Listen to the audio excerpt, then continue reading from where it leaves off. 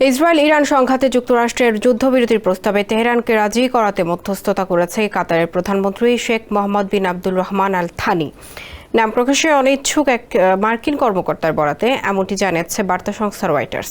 এতে বলা হয়েছে, কাতারের প্রধানমন্ত্রী শেখ মোহাম্মদ বিন আব্দুল রহমান আল থানির সঙ্গে ইরানের কর্মকর্তাদের ফোন আলাপের মাধ্যমেই তেহরানের সম্মতি আদায় হয়েছে। এর আগে মার্কিন প্রেসিডেন্ট ডোনাল্ড ট্রাম্প কাতারের আমিরকে জানান, ইসরায়েল যুদ্ধবিরতিতে রাজি হয়েছে এবং তেহরানকে রাজি করাতে দোহার সহায়তা চান। সোমবার রাতে কাতারে অবস্থিত যুক্তরাষ্ট্রের আল উদেইদ বিমান ঘাঁটিতে ইরানের হামলা চালানোর কয়েক ঘন্টার মাথায় এই আলোচনা এবং সমঝোতার খবরটি প্রকাশিত হলো। এদিকে মার্কিন প্রেসিডেন্ট ডোনাল্ড ট্রাম্প ঘোষণা করেছেন, ইসরায়েল ও ইরান সম্পূর্ণ পূর্ণাঙ্গ যুদ্ধবিরতিতে সম্মত হয়েছে।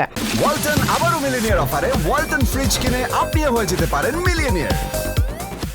নিজের মালিকানাধীন সামাজিক যোগাযোগ মাধ্যম ট্রুথ সোশ্যালে তিনি এই ঘোষণা দিয়ে জানান, এই যুদ্ধবিরতি এক পর্যায়ে চলমান সংঘাতের অবসানের পথে নিয়ে যাবে।